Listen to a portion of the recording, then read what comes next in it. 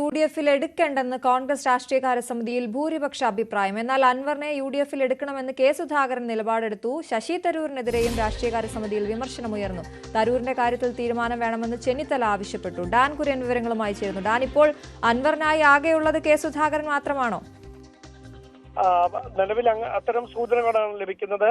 മുൻ KPCC അധ്യക്ഷനും പ്രവർത്തക സമിതി അംഗവുമായ കെ സുധാകരൻ ഓൺലൈനായാണ് ഈ രാഷ്ട്രീയകാര്യ സമിതി യോഗത്തിൽ പങ്കെടുത്തത്. അദ്ദേഹമാണ് അൻവറിനെ UDFിനൊപ്പം ചേർക്കണം, പിണറായി സർക്കാരിനെതിരെ ഒറ്റയാൻ പോരാട്ടം നയിക്കുന്ന അൻവറിനെ കൂടി ഒപ്പം ചേർക്കണമെന്ന നിലപാടെടുത്തത്. പക്ഷേ അൻവറിന്റെ സഹായം ഇല്ലാതെയാണ് തെരഞ്ഞെടുപ്പിൽ ഉജ്ജ്വലമായ വിജയം UDF കൈവരിച്ചത്. അതുകൊണ്ട് അൻവറിനെ ഒപ്പം ചേർക്കേണ്ട ഒരു സാഹചര്യം ഇല്ല എന്ന പ്രതിപക്ഷ നേതാവ് VD സതീശന്റെ നിലപാടിനെ പിന്തുണച്ചുകൊണ്ട് റോജി M. ജോൺ ഉൾപ്പെടെയുള്ളവർ രംഗത്തെത്തുകയായിരുന്നു. അങ്ങനെയാണ് വലിയ തരത്തിൽ യുവ നേതാക്കൾ അൻവറിന്റെ കടന്നുവരവിനെ എതിർക്കുന്ന ഒരു പശ്ചാത്തലം രാഷ്ട്രീയകാര്യ സമിതി യോഗത്തിൽ ഉണ്ടായത്. അതോടൊപ്പം പാർട്ടിക്കെതിരെ നിരന്തരമായി പ്രകോപനപരമായ പ്രസ്താവനകൾ നടത്തുന്ന ശശി തരൂരിന്റെ കാര്യത്തിൽ ഉടൻ തീരുമാനമെടുക്കണമെന്നും രാഷ്ട്രീയകാര്യ സമിതി യോഗത്തിൽ അഭിപ്രായമുയർന്നു.